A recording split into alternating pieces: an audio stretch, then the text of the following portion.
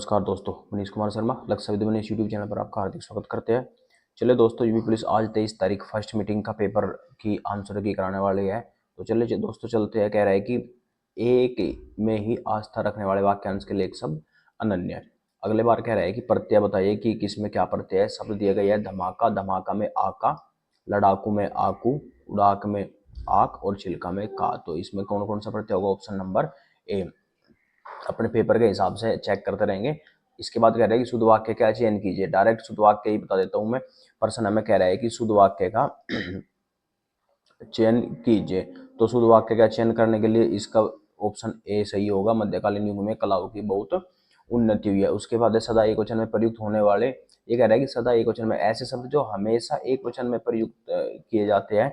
तो हमें केवल ऐसे शब्द बताने हैं जो हमेशा एक शब्द में ही प्रयोग किए जाते हैं। तो ऐसे शब्द क्या क्या होंगे? ऑप्शन दिया गया है वर्षा, जनता, होश, लोग, हस्ताक्षर, जनता, प्राणियां, बल। तो ऐसे शब्द होंगे वर्षा और जनता जो हमेशा एक वचन में ही प्रयोग किए जाते हैं। इसके बाद अगले प्रश्न पे चलते हैं। क्या बोलूं क्या याद करूं? हरिवंश राय बच्चन की आत्मकथा की श्रृंखला की कौन सी है? तो ध्यान रखेंगे पहली। ये कौन सा भाग है? इसका पहला भाग है। इसके बाद आगे चलते हैं कि हिंदी भाषा के लिए साहित्य अकादमी पुरस्कार के प्रथम विजेता। हिंदी भाषा के लिए प्रथम विजेता साहित्य अकादमी पुरस्कार माखनलाल चतुर्वेदी। देश प्रेम में कौन सा समान है? देश प्रेम, देश के लिए प्रेम, के लिए विभक्ति, जिसमें विभक्ति होगी तो तत्पुरुष समास। उसके बाद अगला प्रश्न हमारा है, और अगला प्रश्न हमें कह रहा है कि जुबान पर लगाम न होना, जुबान पर लगाम न होना के लिए एक अर्थ क्या है? तो अनावश्यक रूप से स्पष्टवादी होना, अनावश्यक रूप से स्पष्टवादी होना। इसके बाद देखेंगे ये हमें एक गद्यांश दिया गया है, और डायरेक्ट गद्यांश पे चलते हैं, क्वेश्चन आंसर पे चलते हैं।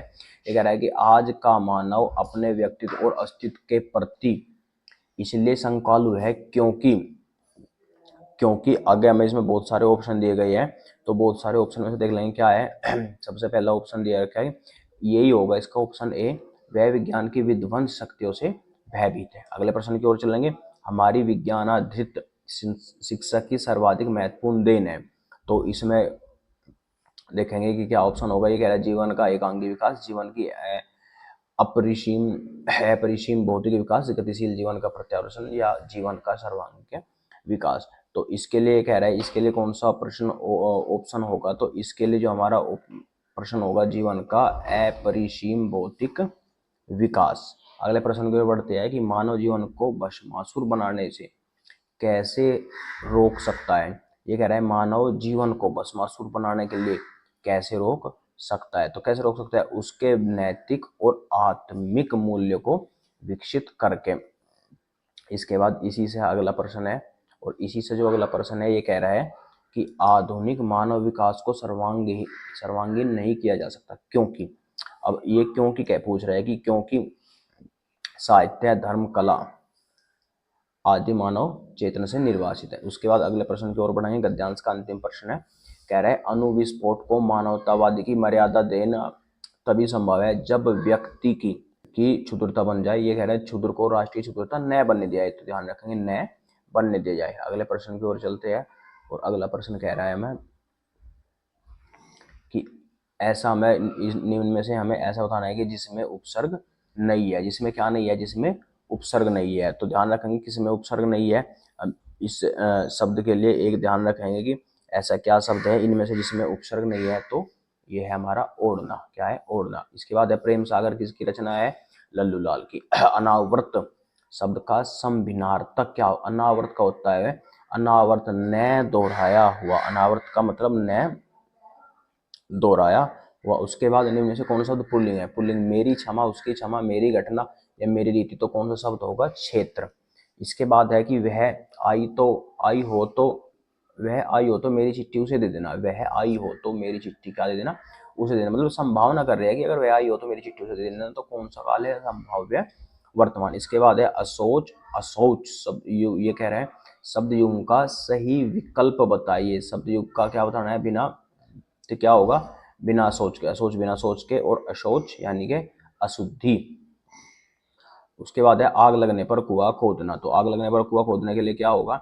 संकट के समय बचाव के लिए सोचना। ये पहले से ना सोच के जब संकट आए उसी समय, बिल्कुल उसी क्षण बचाव के लिए सोचना तो होता है, आग लगने पर कुआं खोदना। निम्न में से वाक्यांश वाक्यों के शुद्ध रूप का चयन कीजिए। भारत में अनेक जातियां है, भारत में अनेक जातियां, ये होगा भारत में अनेकों कभी नहीं होने का, भरेगा में अनेक जातियां जाति नहीं होगा, और अनेकों जहाँ भी होगा तो गलत, अनेक नहीं होने, अनेकों नहीं होगा, अनेक होगा। इसके बाद है विस्मयादि बोधक, तो विस्मयादि बोधक चिन्ह क्या है ये देख लेंगे कहाँ पे है, ऑप्शन नंबर डी। इसके बाद अगले प्रश्न की ओर बढ़ते हैं। अगला प्रश्न हमें कह रहा है कि किस वाक्य में अच्छा शब्द का प्रयोग विशेषण के रूप में, यानी कि ऐसा कौन सा वाक्य है जिसमें अच्छा किसी की विशेषता बता रहा हो। अच्छा तुम यहाँ घर आ गए ये नहीं है, तुमने अच्छा किया जो आ गए ये भी नहीं है, अच्छा वह है जो अभी ये भी नहीं है, यह है स्थान। स्थान क्या है, स्थान एक संज्ञा है, जाती है, स्थान एक संज्ञा है, और इसके विशेषता बता रहा है कि वह स्थान कैसा है, बहुत अच्छा है, तो संज्ञा की विशेषता बताने वाला विशेषण। जब दो व्यंजन एक साथ मिलते हैं तो उन्हें क्या कहते हैं, अंतस्थ व्यंजन। अंतस्थ व्यंजन ये होते हैं, यह रह अल्प प्राण ये भी नहीं होता, उसके बाद महाप्राण ये भी नहीं होता, तो जब दो एक साथ मिलते हैं तो क्या कहलाते हैं, संयुक्त व्यंजन। कितने हैं संयुक्त व्यंजन, 4। और अगले प्रश्न की ओर बढ़ते हैं, अगम और आगम, अगम और आगम शब्द। तो अगम और आगम का देखो ध्यान रखें, उत्पत्ति दुर्लभ और दुर्लभ, तो ध्यान रखें दुर्लभ और उत्पत्ति। इसके बाद अगले प्रश्न की ओर बढ़ते हैं, मैंने आम खा लिया, मैंने आम क्या कर लिया, मैंने आम खा लिया। प्रश्न में कौन सा काल है, तो ये बताना है कि मैंने आम खा लिया, आसन भूतकाल। इसके बाद समास का शाब्दिक अर्थ होता है, समास का शाब्दिक अर्थ होता है संक्षिप्त। समास का शाब्दिक अर्थ क्या होता है, संक्षिप्त। अगले प्रश्न की ओर बढ़ेंगे, कह रहा है एक और अजगर लकी एक और मर रहा है, ये कह रहा है एक और तो अजगर है, एक रहा एक तरफ और विकल बटोही बीच के मूर्छा खाए। ये कह रहा है भाई अगर सामने से हमें सांप दिख जाए दूसरी तरफ भी रास्ता ना हो तो कौन सा रस होगा, डर की मारी अगर मूर्छा आ जाए तो। भय की बात हो रही है, किसकी बात हो रही है, भय की, और भय की बात हो रही है तो भयानक रस। अगले बार पूछ रहा है कि निम्न से कौन सा जिसमें शब्द अलंकार नहीं है, तो कौन सा होगा, रूपक। अगले प्रश्न की ओर बढ़ते हैं, कह रहे राजा शब्द के लिए पर्यायवाची सुनिए। राजा शब्द के लिए क्या चुनना है, पर्यायवाची। तो ऑप्शन क्या क्या दिए गए हैं, गोविंद, रघुवीर, नरेंद्र और लंकेश। अगले प्रश्न की ओर चलती है, राजा शब्द के लिए पर्यायवाची, तो राजा शब्द के लिए पर्यायवाची क्या होगा, नरेंद्र। क्या होगा भाई, नरेंद्र। इसके बाद अगले प्रश्न की ओर बढ़ते हैं, निम्न में से मूक का अनेकार्थक शब्द कौन सा होगा, मूक। ये कह रहा है कि मूक का अनेकार्थक शब्द कौन सा होगा, तो मूक का कौन सा होगा, विवश। अगले प्रश्न को बढ़ते हैं, निजवाचक सर्वनाम का प्रयोग किस वाक्य में, निजवाचक अगर जहाँ पे अपने की बात हुई है, आज अपनापन कहाँ है, ये नहीं होगा, यह मेरी निजी पुस्तक है, निजी ये गलत हो गया, आप बोला तो सब जगह, अपनी बात करे अगर अपना बोला तो सबका बोला, बस यही होगा। निम्न में से अमृत शब्द का पर्यायवाची क्या नहीं है, अमृत का कह रहा है क्या नहीं है, सोम, सुधा, क्षीर या अम्य। और ये पूछ रहा है कि निम्न में से कौन सा ऐसा पर्यायवाची है जो किसका पर्यायवाची नहीं है, अमृत का, तो कौन सा होगा, क्षीर नहीं होगा। इसके बाद अगला प्रश्न कह रहा है कि दंत्य वर्ण कौन सा नहीं है, दंत्य। दंत्य क्या होता है, त, थ, द, ध, न, और तो ये क्या नहीं है, ट नहीं है। ट कहाँ से बोला जाएगा, ट बोला जाएगा हमारा मूर्धा से। उसके बाद उपयोग का सही संधि विच्छेद, तो वह प्लस वर्ध विसर्ग संधि। अगले प्रश्न की ओर बढ़ेंगे, 2019 का साहित्य अकादमी पुरस्कार किस रचनाकार को दिया गया, तो किस रचनाकार को दिया गया था, ये दिया गया था हमारा, बात कर रहे हैं किसकी बात कर रहे हैं, 2019 का साहित्य अकादमी पुरस्कार। तो साहित्य जो हमारा अकादमी पुरस्कार दिया गया है ये हमारा दिया गया था नंद किशोर आचार्य जी को, नंद किशोर आचार्य जी को। जिसे सरलता से पढ़ा जा सके, जिसे सरलता से पढ़ा जा सके के लिए एक शब्द, जिसे सरलता से पढ़ा जा सके, ये होगा सुपाठ्य, जिसे सरलता से पढ़ा जा सके सुपाठ्य। अगले प्रश्न की ओर बढ़ते हैं, भारत का पहला हवाई अड्डा, भारत का पहला हवाई अड्डा कहाँ स्थित है, तो मद्रास, यानी कि वो सॉरी, भारत का पहला हवाई अड्डा, भारत का पहला हवाई अड्डा कहाँ स्थित है, ये हमारा मुंबई, बॉम्बे, मुंबई। अगले प्रश्न की ओर बढ़ते हैं, इसके बाद अगले प्रश्न पे चलेंगे, और ये कह रहा है अगला प्रश्न हमें कि भारत में व्यवसाय के लिए सेवाओं हेतु जीएसटी पंजीकरण की सीमा क्या कर दी गई है, वैसे तो अगर कर दी गई है 40 लाख फिलहाल, लेकिन 40 में ऑप्शन नहीं है, तो क्या है फिलहाल में 20 लाख से। अगले प्रश्न की ओर चल देंगे, जून 2024 तक संघ गृह मंत्रालय का प्रमुख कौन है, तो गृह मंत्रालय यानी कि गृह मंत्री कौन, अमित शाह वही इनके प्रमुख है। इंडियन नेशनल कांग्रेस की स्थापना, तो नेशनल की स्थापना कब हुई थी? 1885 में। अगले प्रश्न की ओर बढ़ते हैं। भारतीय कृषि अनुसंधान संस्थान ने भारत में संरक्षित बासमती किस्मों की खेती के लिए किस देश के खिलाफ कानूनी कार्रवाई की मांग की है? तो किसके खिलाफ की है? पाकिस्तान। किसके खिलाफ की है भाई? ये की है इसने पाकिस्तान के खिलाफ। अगले प्रश्न की ओर बढ़ते हैं। कह रहे कि कौन सा भारतीय राज्य अपनी अनूठी वारली चित्रकला के लिए जाना जाता है? तो कौन सा राज्य जाना जाता है? महाराष्ट्र। चिकनकारी एक पारंपरिक कढ़ाई शैली है। इसकी उत्पत्ति उत्तर प्रदेश के किस शहर में हुई थी? तो इसकी उत्पत्ति हुई थी ऑप्शन ए लखनऊ शहर में। अगले प्रश्न की ओर बढ़ेंगे। कह रहे महासागरीय अम्लीकरण का प्राथमिक कारण क्या है? तो महासागरीय अम्लीकरण का प्राथमिक कारण ये पूछ रहा है कि महासागरीय अम्लीकरण का प्राथमिक कारण क्या है? तो ऑप्शन देखते हैं क्या क्या। समुद्री जल द्वारा CO2 का अवशोषण, यही है समुद्री जल द्वारा CO2 का अवशोषण। अगले प्रश्न की ओर बढ़ते हैं। उपयोगकर्ताओं के बीच लगातार संचार को प्रोत्साहित करने के लिए किस सोशल मीडिया प्लेटफॉर्म ने स्ट्रीक्स नामक सुविधा की है? इंस्टाग्राम, फेसबुक, ट्विटर या स्नैपचैट? तो ध्यान रखेंगे जो फिलहाल ट्रेंड में चला हुआ है वह है स्नैपचैट। अगले प्रश्न की ओर बढ़ते हैं।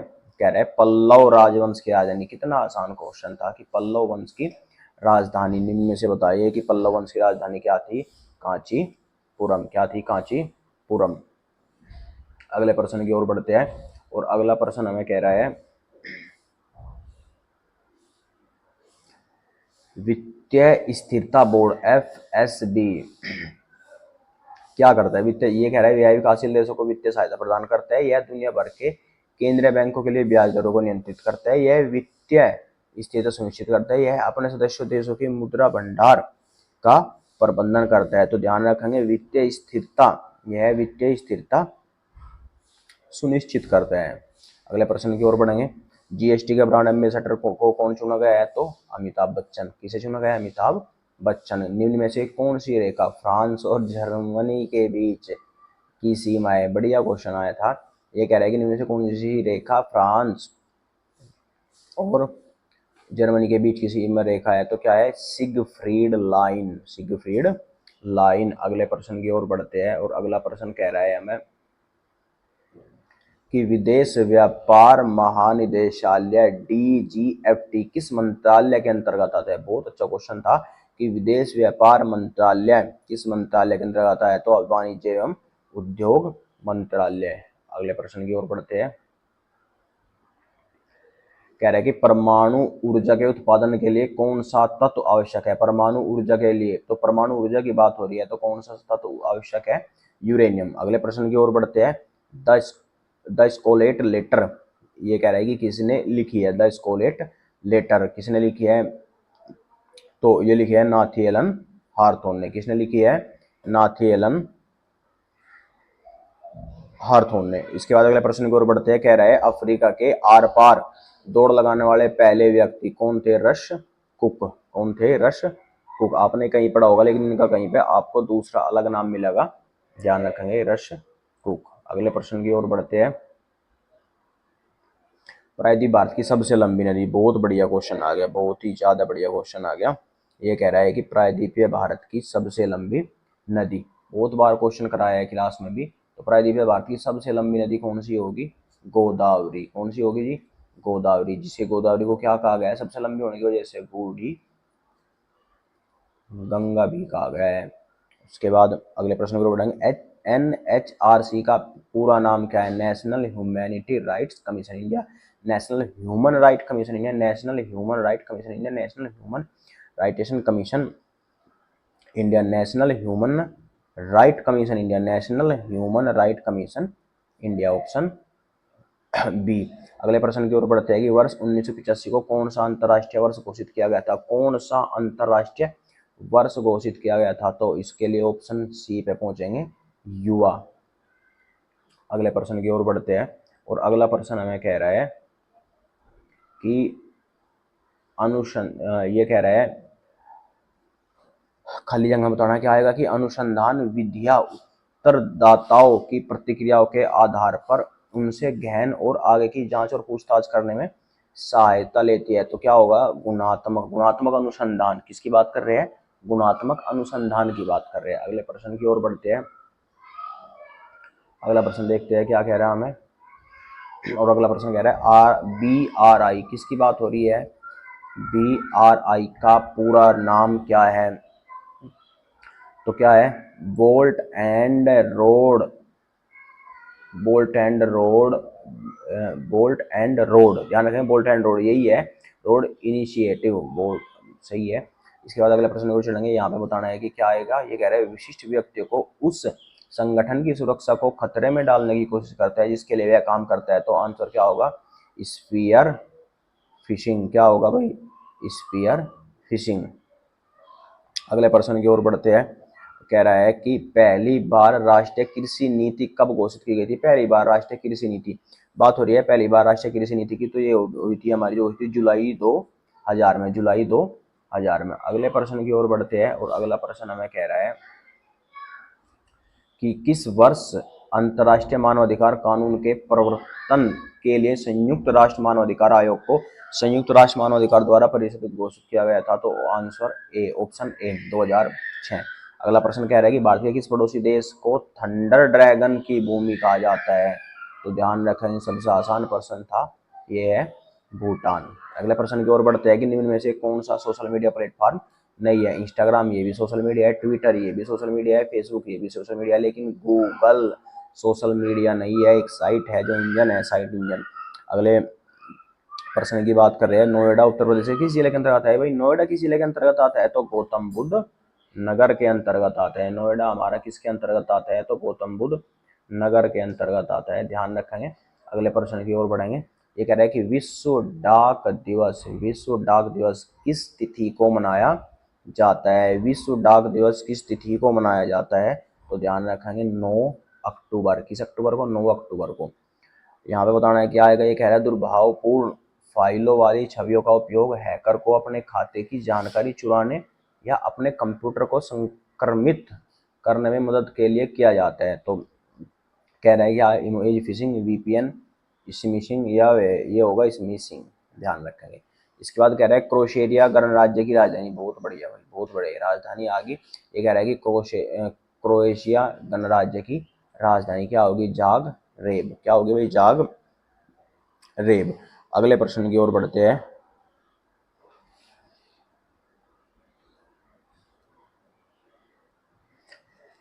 अगला प्रश्न कह रहा है भाई, ये बहुत बढ़िया प्रश्न है, चलो देखते हैं। आतंकवाद से लड़ने में सूचना साझा करना किन तरीकों से महत्वपूर्ण हो जाता है। तो देखेंगे, यह अधिकारियों को संभावित खतरों को अधिक तेजी से पहचानने में सहायता करता है, ऑप्शन बी।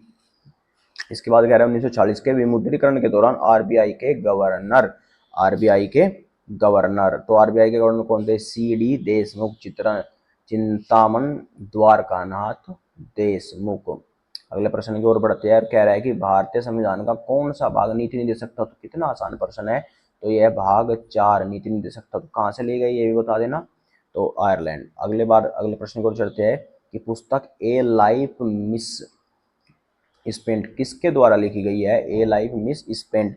तो ये बताना है आपको कि किसके द्वारा लिखी गई है। तो ये जो हमारी लिखी गई है ए लाइफ स्पेंट, ऑप्शन है जवाहरलाल नेहरू, मैथिली शरण गुप्त, माधवी वर्मा, या सूर्यकांत त्रिपाठी निराला। चलो देखते हैं। ये लिखी गई है सूर्यकांत त्रिपाठी निराला जी द्वारा। अगले प्रश्न की ओर बढ़ते हैं।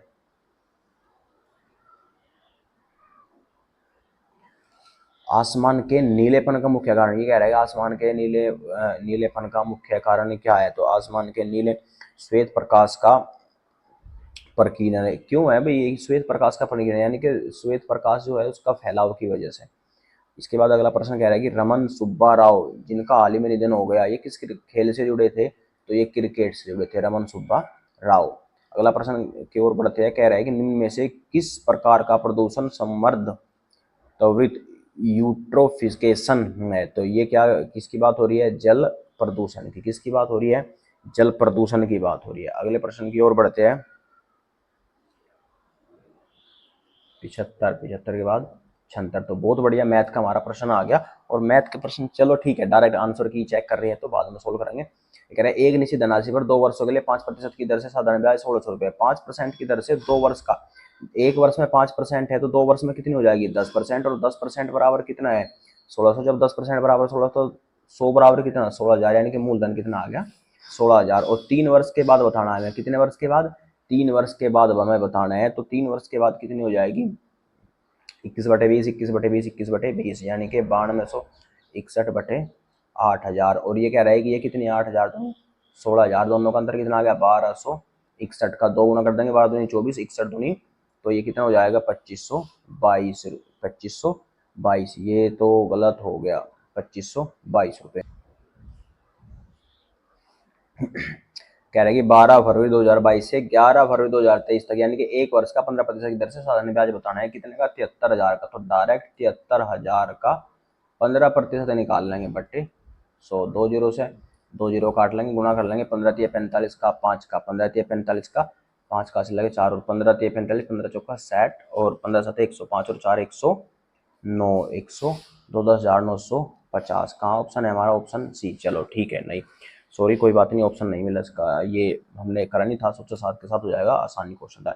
इसके बाद कह रहा है 475 रुपये का अंकित मूल्य पर 15% की छूट देने के बाद एक जोड़े जूते पर कितनी छूट है। मतलब 475 रुपये पे हमने 475 रुपये पे 15% की जो छूट दी है, ये हमें केवल और केवल रुपये में बतानी है कि रुपये के आधार पर यह कितने रुपए की छूट होगी। तो प्रश्न तो आसान ही है, बस बात ये है कि ठीक है देखते हैं, चलो करते हैं क्या आंसर आएगा। जो भी है अभी कर लेते हैं, कोई काट लेंगे। ये 5 से काट लो, 5×3=15, और 5 से कट गया 20 बार, फिर 5 से काटेंगे 5×4=20, और 5 से काटेंगे 5×9=45, 5×9=45, 2 और 5×5=25। तो गुना कर लेंगे, ये रुपए में छूट बतानी है तो पॉइंट में आएगा, और पॉइंट में 2 ही ऑप्शन है। चलो कर लेते हैं, कोई बात नहीं। 100×300, 5×3=15, यानी कि 285/4, 4×7=28, और चलता नहीं जीरो लगा दी 5, 4 ओ सॉरी 4×1=4, 71.25। अगले प्रश्न की ओर बढ़ते हैं। चलिए दोस्तों अगले प्रश्न की ओर बढ़ते हैं, और कह रहा है कि दुकानदार 10% की छूट देता है। 10% छूट देने के बाद कितना बच गया 90, और उसके बाद कह रहा है 8% बिक्री कर लगाता है तो वस्तु का काम हो जाता है 108। और उसके बाद ये कह रहा है कि 34,020 रुपये की देते हैं तो वस्तु का मूल्य बताए। पहले इन दोनों का निकाल लेंगे तो लगभग जो भी निकाल लेंगे डायरेक्ट आंसर पे पहुंचते हैं। तो आंसर कितना होगा 35,000। इसके बाद अगले प्रश्न की ओर बढ़ते हैं, और अगला प्रश्न हमें कह रहा है कि x और 1/x का औसत यदि m है तो x² प्लस 1/x² का औसत क्या होगा। तो ध्यान रखेंगे 2m² - 1, क्या होगा 2m² - 1। इसके बाद अगले प्रश्न की ओर बढ़ते हैं, और अगला प्रश्न हमें कह रहा है कि 9 क्रमागत सम संख्याओं का औसत कितना है 132। 9 क्रमागत सम संख्याओं का औसत 132। तो पहली संख्या और अंतिम संख्या बतानी है हमें। तो पहली संख्या 9, 9 में से 1 कम कर लें कितना हो गया 8, और 8 दूनी 16। चावल के प्रति किलो मूल्य 25% की कमी कर देने के बाद 1200 रुपये में 6 किलो चावल अधिक खरीदे जाते हैं। तो ये कह रहा है कि 1200 रुपये में 25 की वृद्धि कर दी तो बटे 100, 25 और 6 किलो अधिक आते हैं। तो कर लेंगे 25, 25 पंजे 125, 6 पंजे 30, और 3 चौक 12। तो मूल्य कितना होगा 40 रुपये। इसके बाद अगले प्रश्न की ओर बढ़ते हैं।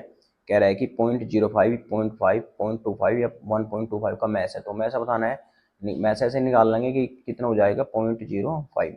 सबसे छोटी संख्या ज्ञात कीजिए। 4, 6, 7, 8, 9 से भाग करने पर प्रत्येक स्थिति में कितना बचता है 3। तो जब 3 बचता है तो सब में से 3 3 माइनस करके घटा कर देख लेंगे। तो ऑप्शन बी की तरफ बढ़ेंगे हम 507। अगला प्रश्न कह रहा है कि यदि 30 टेबल का लागत मूल्य 40 टेबल थे, विक्रय मूल्य यानी कि जितने की 30 खरीदी उतने की कितनी बेच दी 40, तो 10 की हानि होगी कितनी बेचकर 40, और गुना 100, 20 पंजे 100, 20 दूनी 40, 2 से कटेगा 5 पंजे 25 की हानि हो गई हमको। कितने की हानि होगी 25 की हानि। अगले प्रश्न की ओर बढ़ते हैं कि एक फल विक्रेता कुछ संतरे 10 में 4 की दर से, कुछ 10 में 5 की दर से खरीदता है। अब पूरे लोट पर वह 20 पर 9 की दर से बेचता है तो लाभ हानि क्या करेगा। 10 के 4 खरीद लिए, 10 के 5 खरीद लिए, 10 और 10 20 के खरीद लिए कितने 9, और ये कह रहा है 20 के 9 की दर से बेचता है। तो बताना है कि 20 के 9 खरीदे, 20 के 9 की दर से बेचता है कि लाभ या हानि क्या कीजिए। ज्यादातर इसमें जो आंसर लगाया होगा वो लगाया होगा न हानि न लाभ, लेकिन ध्यान रखेंगे ये प्रश्न नहीं होगा, इसमें हानि होगी। और कितनी हानि होगी 1 सही 19/81% हानि होगी। अगले प्रश्न की ओर बढ़ेंगे। दो प्रकार के चावल 11 और 21 रुपये प्रति किलो है, एक प्रकार के 11 और एक प्रकार के 21 और मिश्रण मिला के बेच दिया 17 रुपये। तो यहाँ पे कितने बच गए 4, यहाँ पे कितने बच गए 6। तो काट लेंगे 2:3। अनुपात बताना है डायरेक्ट, बहुत सबसे आसान प्रश्न हमारा था ये, जो इसमें हमें अनुपात बताना था। अगले प्रश्न की ओर बढ़ेंगे और अगला प्रश्न कह रहा है कि 12.5 की दर से एक धनराशि कितने समय में दोगुनी हो जाएगी। कितने समय में दोगुनी हो जाएगी, मतलब एक ब्याज लगेगा कितने रुपए पर, एक पर, कितने दर से, 12.5 की दर से। समय बताना है T/100, एक जीरो और बढ़ा लेंगे, पॉइंट हट जाएगा, और उसके बाद काट लेंगे 25 × 125, 25 चौका 100 और 5 अठे 40। तो कितने वर्षों में, 8 वर्षों में। अगले प्रश्न की ओर बढ़ेंगे। अगला प्रश्न कह रहा है कि भारतीय रेलवे ने एक निश्चित काम 150 दिनों में पूरा करने के लिए 200 श्रमिक को काम पर लगाया, 50 दिनों में केवल 1/4 काम ही पूरा कर पाए। तो बताना है कि कितने हमने नियुक्त किए थे। तो कितने नियुक्त किए थे, कितने और लगाए थे, तो ऑप्शन डायरेक्ट आंसर की ओर बढ़ेंगे 100। कितने व्यक्ति और काम पर लगाए थे हमने, 100 व्यक्ति हमने काम पर लगाए थे। अगले प्रश्न की ओर बढ़ेंगे। ये कह रहे हैं 12 पुरुष 18 महिला एक काम को 10 दिन में, 9 पुरुष और 18 महिला उसी कार्य को 12 दिन में करती है। यदि 2 पुरुष 3 महिलाएं उसी साथ कार्य करें तो कार्य कितने दिनों में पूरा होगा। तो कार्य कितने दिनों में पूरा होगा, 60 दिन में पूरा होगा। इक्वेशन बना लेंगे। अगले प्रश्न की ओर बढ़ेंगे। कह रहा है दो रेलगाड़ी क्रमशः 59 किलोमीटर प्रति घंटा 32 किलोमीटर प्रति घंटे की चाल से एक ही दिशा में चलती है, और जब एक ही दिशा में चलेगी तो चाल क्या होगी, घटेगी, माइनस होगी। और तेजी से चलने वाली, धीमे से चलने वाली व्यक्ति को 16 सेकंड में पार करती है। तो ये बताना है कि तेज चलने वाली गाड़ी की लंबाई कितनी होगी। तो जब एक ही दिशा में चलेगी तो चाल घट जाएगी, 59 में से 32 घटा लेंगे, और दूरी बताने तो दूरी बराबर चाल गुना समय। तो दूरी बराबर चाल गुना समय निकालेंगे तो कितना मीटर होगी, 120 मीटर। बढ़ेंगे अगले प्रश्न की ओर।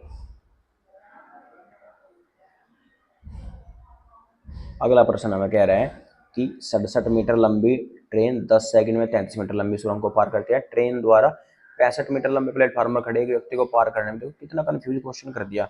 ये कह रहा है कि 65 मीटर लंबे प्लेटफॉर्म पर खड़े एक व्यक्ति को, पर हमें केवल एक ही बात पर गौर करनी है कि पार किसे कर दिया है, एक व्यक्ति को। तो इसका यहाँ पर कोई मतलब नहीं है, ऐसे ही आपकी टेंशन बढ़ाने के लिए इसमें लगा दिया। तो ये कह रहा है कि एक व्यक्ति को पार करने में कितना समय रहेगी।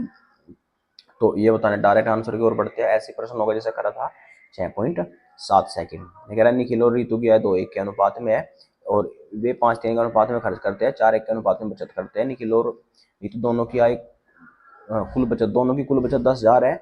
4 और 1 5, 5 दूनी 10, तो इसकी कितनी बचत है 8,000, और इसकी कितनी बचत है 2,000। जब इतनी बचत है तो बचत के हिसाब से निकाल लेंगे। तो इनकी हमें आय बतानी थी तो 28,000, और इसकी जब 28 है तो 2 अनुपात बराबर 28, तो 1 बराबर 14।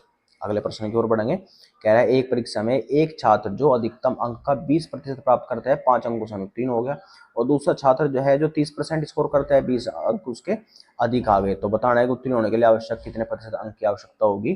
तो 22% अंक की आवश्यकता होगी। अगले प्रश्न की ओर बढ़ते हैं। कह रहा है कि श्रृंखला में गलत की पहचान करें। तो गलत की पहचान कैसे करेंगे, 4 दूनी 8 -1, 4 ते 12 +1, और अंतर देख लेंगे 3 का अंतर, 6 का अंतर, उसके बाद 9 का अंतर होना था। और 9 का अंतर अगर करते तो यहाँ पर कौन सी संख्या हमें आनी थी, 22, लेकिन यहाँ पे 21 आ गई। तो यही हमारा क्या है, गलत है। इसके बाद बढ़ते हैं अगले प्रश्न की ओर। ये कह रहा है कि दिए गए आकृति में घन बताइए। घन सबसे पहले देख लेंगे, सबसे ज्यादा क्या है 24 है, बस यही होगा। कैसे, 1 2 3 4 5 6 6 6 दूनी 12, 6 ते 18, ये सॉरी दोबारा देख लेंगे, 1 2 3 3 6 9 12, 3 इधर 6, 3 बीच में, कितने हो गए 9, और 9 दूनी 18, 19 20 21 22 23, और एक जिसके ऊपर ये रखा है 24। तो कितने होंगे टोटल 24। अगला कह रहा है विषम को चुनिए, के 12 और के 11 L 12, एक बढ़ा दिया 6 7 17 18 AZ। तो यहाँ पर क्या कर दिया, या तो ये मान लो कि एक माइनस कर दिया, ये मान लो कि ये विपरीत आ गया, तो यही क्या होगा यहाँ पे, यही अलग होगा। अगला प्रश्न कह रहा है कि आकृति में दर्पण प्रतिबिंब बताना है। अगर ये इधर से इधर आ गई तो जो ये इधर वाला पॉइंट है ये तो यहाँ पे बन जाएगा आके, और जो ये है ये इसके बिल्कुल यहाँ पे बनेगा, और जो इधरली साइड में बन रहा है ये कहाँ पहुँच जाएगा, यहाँ। और बस अपना ये तो ऐसे का ऐसे ही रहेगा। बाकी ये आकृति देख लो किसमें बनी हुई है, तो ये इसी में बनी हुई है, तो ऑप्शन नंबर डी। अगले प्रश्न की ओर बढ़ते हैं। कह रहा है सादृश्य पूरा कीजिए। अंतरिक्ष में क्या हो गया, यात्री, अंतरिक्षयान, अंतरिक्ष यात्री कहाँ जाएगा, अंतरिक्षयान में। इसमें अंतरिक्षयान में तो गोताखोर कहाँ जाएंगे, किसके द्वारा? पनडुब्बी के द्वारा। अगले बात, इसके बाद अगले क्वेश्चन की ओर बढ़ते हैं और अगला क्वेश्चन हमें कह रहा है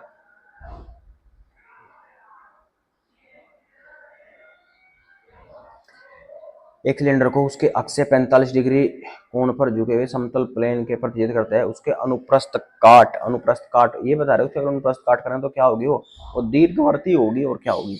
अगला प्रश्न में बढ़ता है कि सी ए टी कैट को, यदि सी को डी, ए को बी, टी को यू, यानी कि एक बढ़ा दिया तो डी को क्या बोलेंगे? ई, ओ को क्या बोलेंगे? ओ पी, जी को क्या बोलेंगे? H, O P E, sorry E P H, तो ऑप्शन डी। अगले प्रश्न की ओर बढ़ते हैं। आकृति में त्रिभुज की संख्या बताइए, तो देखेंगे सबसे पहले कितनी भुजा काट कर जा रही है? 1 2 3 4, तो 4 तो नहीं 8, तो इसमें हो गए 9 10 11 12 13 14 15 16, तो कितने त्रिभुज होंगे? 16 त्रिभुज होंगे। अगला प्रश्न कह रहा है कि महिलाएं माताएं, तो जितनी भी माताएं है सारी की सारी क्या होगी? महिलाएं होगी। और माता पिता, जो ये माताएं है तो ये सारी माता महिला है, तो ऐसा हो जाएगा। लेकिन ये तो शायद यहाँ पे कुछ ऐसा बनाना था इन्हें, तो हम इसकी तरफ जाएंगे और बाकी चेक कर लेंगे आपने क्या लगाया है। इसमें थोड़ा सा मिसप्रिंट हो गया होगा, कोई बात नहीं, आप देख लेंगे आपने क्या लगाया है। आंसर इसका जो बनेगा डायग्राम ये बनेगा। 103 के बाद अगली बार चलते हैं।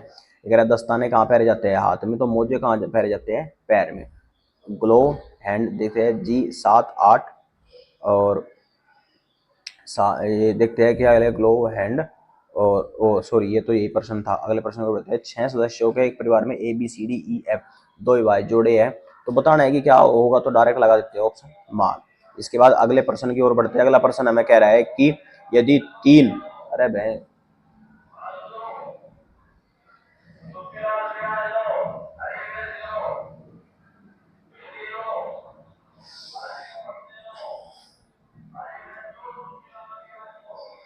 अगले प्रश्न की ओर बढ़ते हैं। यदि 3 क्रमागत सम संख्याओं का योग कितना है? 78 है भाई। 78 ही होगा कितने का? 3 का।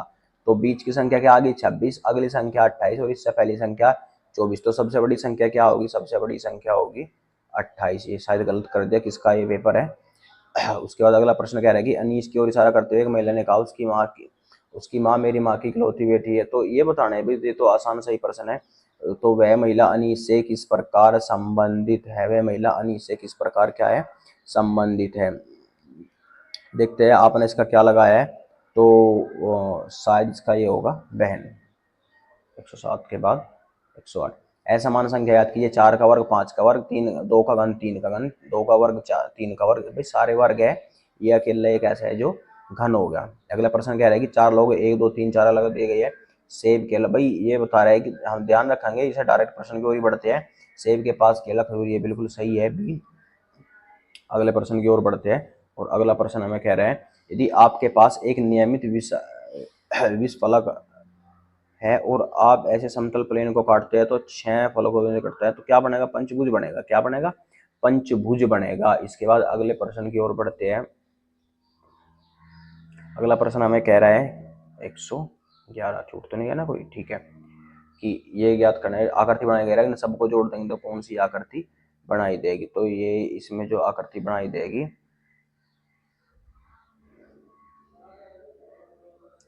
ऑप्शन सी, ये आकृति बनेगी।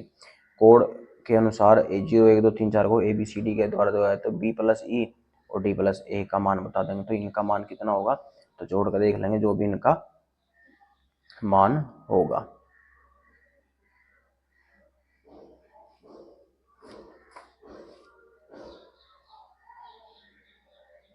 चलो देखते हैं। ये कह रहा है बी और ई, बी पे क्या है 1 और ई पे क्या है 4, 4 और 1 5, माइनस डी पे कितना है 3 और ए पे कितना है 0 3, तो 5 में से 3 गए 2, बिल्कुल सही। अगले प्रश्न की ओर बढ़ते हैं और अगला प्रश्न हमें कह रहा है श्रृंखला में अगली संख्या क्या होगी? 3 का 2 गुना 6, फिर 3 गुना, फिर 4 गुना, फिर 5 गुना। आपकी बार कितने गुना कर लेंगे? 6 गुना। 6 गुना कितना होगा? 236 का 216। अगले प्रश्न की ओर बढ़ते हैं। प्रश्न नंबर 114। ये कह रहा है एक व्यक्ति 15 मीटर पूर्व की ओर चलता है, 15 मीटर पूर्व की ओर चलता है और वह बाएं मुड़ता है, फिर 10 मीटर चलता है, 15 मीटर इधर चलता है, बाएं मुड़ का 10 मीटर चलता है, फिर दोबारा बाएं मुड़ता है और 15 मीटर चलता है, फिर दोबारा बाएं मुड़ता है 15 मीटर चलता है। वैसे बात बिंदु से कितना दूर है? तो कितना दूर है? 10 मीटर दूर है। आसान से प्रश्न था। अगले प्रश्न की ओर बढ़ते हैं और अगले प्रश्न में देख लेंगे क्या कह रहा है।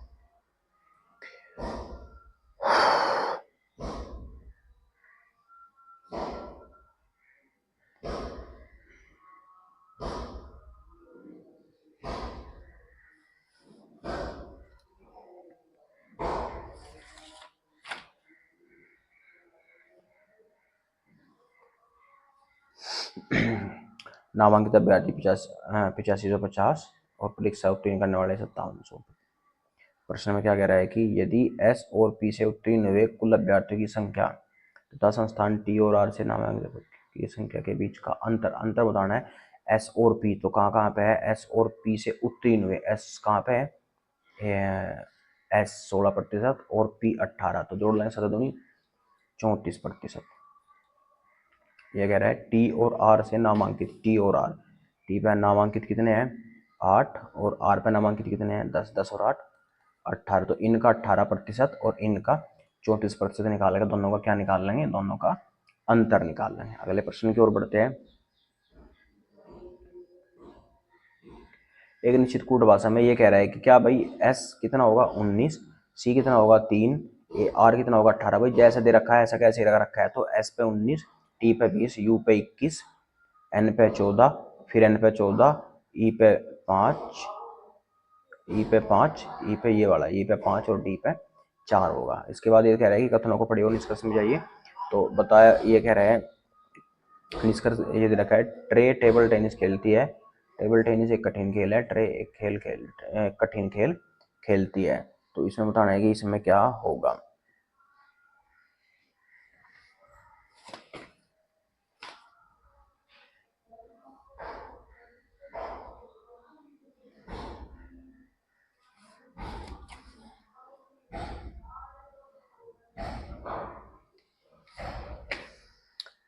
ये कह रहे हैं ट्रे टेबल टेनिस खेलती है, ट्रे टेबल टेनिस खेलती है।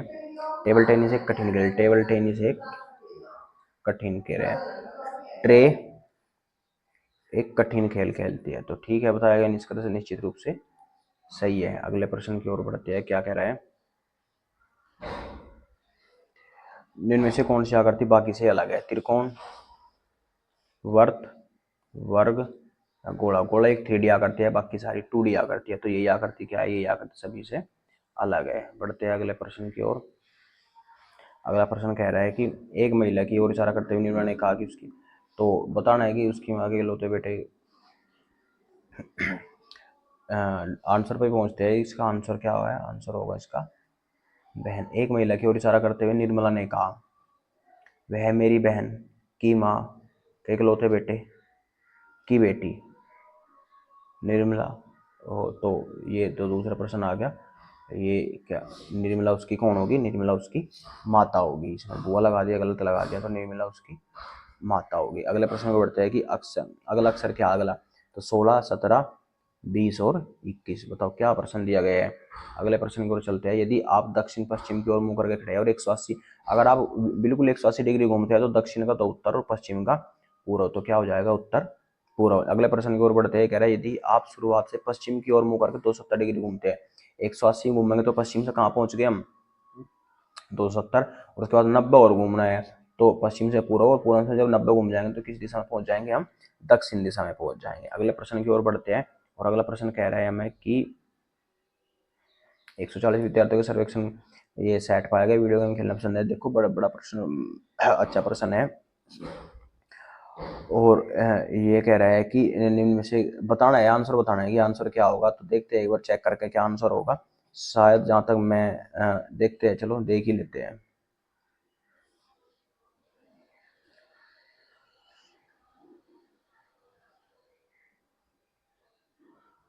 35, तो 35 ये कह रहा है क्वेश्चन नंबर 123। तो 123 का आंसर क्या होगा 35। ठीक है, चलो अगले प्रश्न की ओर बढ़ते हैं। 123 के बाद 124, एक क्वेश्चन मिस हो गया हमारा, हाँ इसी में यही रहा।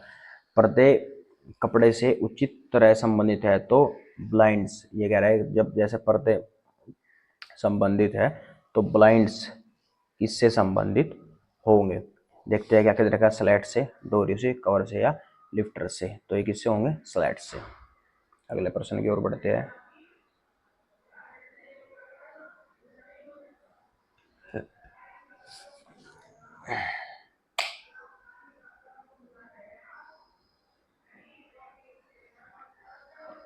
साबुन का संबंध साफ सफाई से है, उसी तरह इत्र का संबंध किससे होगा?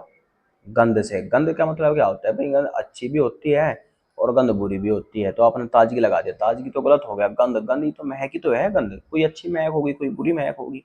अगले प्रश्न की ओर बढ़ते हैं। दिए गए संयोजनों में पैटर्न को देखते हुए आप प्रश्न चिन्ह संयोजित क्या करोगे? तो यहाँ पे बताना है कि यहाँ पे क्या होगा? ए, 2 3, 2 5 और 2 7। तो 7 एक में ये है जी, बस इसके बाद कुछ देखना ही नहीं है। ये तो बड़ी आसान सी ट्रिक लगी हमें। इसके बाद अगला प्रश्न कह रहा है कि दी गई संख्या में पैटर्न को देखते हुए आप ये बताना है। तो एक उसके देखते हैं, 1 का वर्ग 1 का घन, 3 का वर्ग 3 का घन, 5 का वर्ग 5 का घन, 7 का वर्ग 49, 7 का घन 343। बहुत बढ़िया। दिए गए प्रश्न में बताना है कि ये हमें बताना है कि पिछड़े माने जाने वाले कितने व्यक्ति शिक्षित नहीं है। पिछड़े कहाँ पे है भाई? पिछड़े लोग वर्ग के अंदर, ये रहा। शिक्षित लोग नहीं है। शिक्षित कौन है इसके अंदर? तो इसके में अंदर कितने ऐसे है जो इसके बाहर है? तो 17 और 5 22। तो कितने, क्या आंसर होगा? 22 आंसर होगा। अगले प्रश्न की ओर बढ़ते हैं। श्रृंखला में लुप्त पद ए और बी दिया गया है। बी प्लस ए का मान ज्ञात कीजिए। ए बी ज्ञात कीजिए और ए प्लस बी का मान ज्ञात कीजिए। 5 5 25, 66 36, 7 7 49, 8 8 64, 9 9 81, 10 ढाई 100। तो 100 और 64 ही तो जोड़ना है भाई, 164। अगले प्रश्न की ओर बढ़ते हैं। निम्न में से किस शब्द के अक्षर अंग्रेजी वर्णमाला क्रम से है? तो ये कह रहा है कि ऐसा क्या है जो बिल्कुल क्रम से लगाया गया है। 3 के बाद 15, 15 के बाद 12, आगे गलत हो गया। 2 2 के बाद 12, 15 15, 16 19, सही है। आगे देखते हैं। 1 4 18, फिर 15 वापस आ गया। 5 के बाद n 14, 14 के बाद v 22 ई, फिर ये विपरीत हो गया। तो यही क्रम है जो क्रम से चलते जा रहे हैं। ये बता रहा है कि ये इसमें बताइए क्या होगा। तो देखते हैं, डायरेक्ट आंसर पे देखते हैं। 720। अगले प्रश्न की ओर बढ़ते हैं। कह रहे हैं कि एक ऐसी आकृति याद कीजिए जिसके पहले भी कोई प्रश्न चिन्ह है और बाद में भी। तो एक तो ये हो गया और पूरे इस लाइन में एक ही है, इसके अलावा और कोई नहीं है। अगले प्रश्न की ओर बढ़ते हैं कि एक कक्षा में शाम्बू ऊपर से 10वें स्थान पर है, ऊपर से 10वें और नीचे से 36वें स्थान पर। तो कुल कितने लोग हैं? 36 और 10 46। और जब एक कोई हमने 2 बार गिन लिया तो कितने हो जाएंगे? टोटल 45 लोग हो जाएंगे। श्रृंखला में अगली संख्या बताइए। 6 गुणा 4 24, 5 120, 6 का 200 720, 7 7 7 49, यानी कि ये कितना हो जाएगा? 5000 सॉरी 5000 4 नहीं होगा, 5040 हो जाएगा। क्या हो जाएगा? 5040। अगले प्रश्न की ओर बढ़ते हैं और अगला प्रश्न देखते हैं क्या कह रहा है। अगला प्रश्न कह रहा है यदि यदि को ये इसको ये रूप में कहा है तो इसको क्या कहा जाएगा? तो ये बताना है इसको क्या कहा जाए। देख लेते हैं। ये कितना है? आई 9 का 10, 14 का 15, यानी एक एक बढ़ाया गया है। तो बी का सी इसमें और इसमें है। वाई कितना है भाई? 25, 25 का 26। तो यही है। एक बार पहला और आखिरी चेक कर लेंगे, वहीं से क्वेश्चन हो जाएगा, बीच के चेक ही नहीं करने। ये कह रहा है के एल की पत्नी है, एम एन की बहन है। तो ओ का के से क्या संबंध है? ओ का के से क्या संबंध है? चलो बढ़िया क्वेश्चन आ गया। और बढ़िया क्वेश्चन में उसमें वही था भाई।